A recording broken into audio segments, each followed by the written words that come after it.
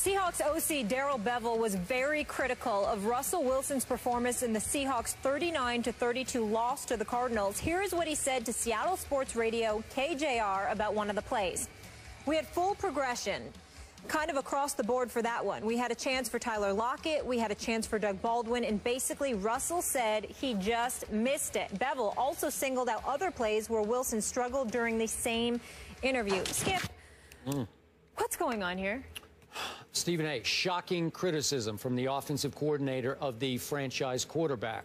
So I'm going to give you my armchair psychiatrist theory here.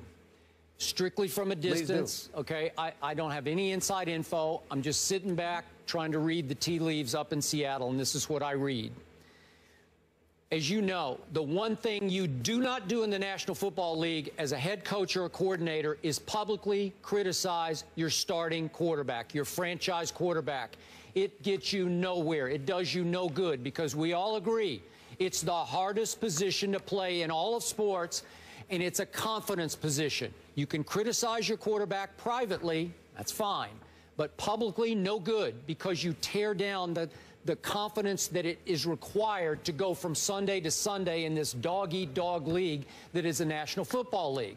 So my theory is that Darrell Bevell is so concerned, as is his head coach, Pete Carroll, about lingering bitterness, animosity, unrest in that locker room over that last play in the Super Bowl, in which obviously they put the ball in Russell Wilson's hands instead of Beast Mode's hands. You've gone on and on. Worst call in the history of the Super Bowl.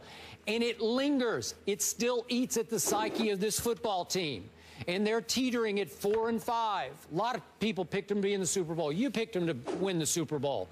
And it's desperate times, desperate measures, as you said in a previous topic. So, theory, Darrell Bevell pulled aside Russell Wilson and said, I'm going to criticize you on the radio. I'm going to go after you on the radio because I need to send a message to this team. You are not above criticism, because you deserve some criticism for what happened Sunday night against our arch division rival. We blew that game. Maybe he even told Russell. Obviously, some of that is on the defense, but a lot of it's on you. So I'm going to criticize you because we need to clear the air in our locker room and show them, show the defense, that you're going to shoulder your share of the blame also. That's just a gut feeling. So he goes on a big radio station in Seattle, one that's highly listened to, and he tears him limb from limb. It reminded me of Jay Gruden on RG3 last year, when clearly there was method to the madness. Jay just wanted to send the message, he's no good. I got to go with my other guy here. And don't you people see what I'm seeing? So he blasts him publicly, just shreds him, his confidence, and whatever faith Redskin Nation might have had left in RG3.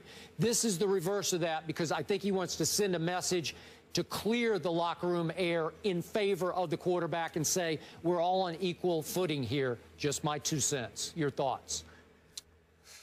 Not bad.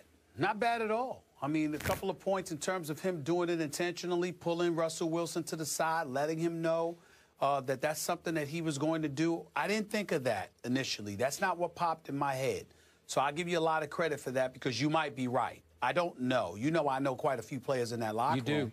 I've spoken to quite a few players in that locker room, you know, over the last year or so, certainly during this season as well. What I would tell you, Skip Bayless, is that when I first saw, I'll give you what I saw, what I thought when I first saw these comments. I said, the nerve of this man. Yep. The nerve of this man. After that call in the Super Bowl, you and Pete Carroll, after Marshawn Lynch's mama had to call you out earlier in this year, when you lost the opener against St. Louis. You know, suddenly Marshawn Lynch can get the ball now. After watching Russell Wilson get sacked 33 times this year so far, leading the NFL, you got the nerve to talk about him? Let's count the ways. Is it Russell Wilson's fault that they're 18th in total offense? Is it Russell Wilson's fault that they're 20th in scoring? Is it Russell Wilson's fault that they're 21st on third down conversions? Skip Bayless, looking at this number. This is the Arizona game, because obviously a lot of this is feeding off of the Arizona game, right? We got Jimmy Graham dropping 2 passes. We got Marshawn Lynch dropping a pass. We have them committing 8 penalties on offense. Skip, 5 times in the game against Arizona last Sunday night, these guys went 1st and 20 or worse. They had a 1st and 20 or worse 5 times. Okay? That's Russell Wilson's fault too? You know, so I'm like, what's Darrell Bevell's fault? I understand that Doug Baldwin wants to come to the defense of his offensive coordinator, saying he's watch the games, he's making the right calls. There are plays there to be made. Absolutely. Russell Wilson can't be absolved from that. He's the quarterback. There is some culpability. But how the hell does the offensive coordinator get a pass? I mean, with your history, and listen, the Legion of Boom, the identity of this team was about the Legion of Boom on defense and beast mode. And in the Super Bowl, you went against beast mode. So much so, and then you got the offseason that came along, and then training camp arrived, and you didn't sign Cam Chancellor at the time. To the point where beast mode is walking around with a Cam Chancellor jersey on, all right, in support of his compatriot, all right, not to mention the fact that he was threatening to skip the first game, which I reported, because that's how disgusted he was that his man Cam Chancellor wasn't signed. Ultimately, you didn't sign him. You didn't restructure his deal. You didn't get him on board. He decided to end his holdout, come back to the team. There's some residue for that. We understand that. But that's the team. That ain't no excuse for the offense to be struggling the way they was. Whether it's Rawls or beast mode, you got Jimmy Graham added to this offense already. And you still looking like this with these penalties, this level of inconsistency. And not only that, Russell Wilson having minimal protection. You know what I saw against Arizona, Skip Bayless? I saw Russell Wilson running for his life half the time because he wasn't getting the level of protection that he needs and that he deserves. To me, that's on the offensive coordinator, too. So if you want to blame and point the finger at Russell Wilson, you might have a point with some plays, but there is no question.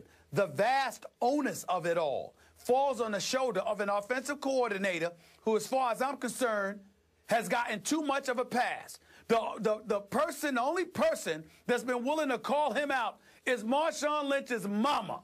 And that's it. And by the way, she wasn't wrong. She was right. Tell me what did Marshawn Lynch's mama say that was wrong? I mean, if you think about it. I mean, you don't give him the ball in the Super Bowl, but you give him the ball against St. Louis. You put him in these precarious positions, running him into the ground. I mean, what is that? Okay. So I just look at Barry Bevell. I'm not sold on him. I think he got a lot of nerves calling out Russell Wilson, but all of that doesn't matter if Skip Bayless is right, that he pulled Russell Wilson to the side. And said, this is a mechanism I'm going to use. I won't say anything then, but that's the only excuse he has for calling Russell Wilson out like this. If he gave him that heads up. And if you're right. If he gave him that heads up. If there's no hidden agenda here except Darrell Bevell protecting Darrell Bevell, this man, he's not just on a hot seat. It's on fire. He's not going to last much longer. Yeah, I'm with you. That's right. Burning up there in the Pacific Northwest. All right, moving on. Will Peyton Manning step back on the field this year? Right now, he's out of the lineup and uninvolved as the Broncos prep for Chi-Town. Can Brock Osweiler get Denver back on track?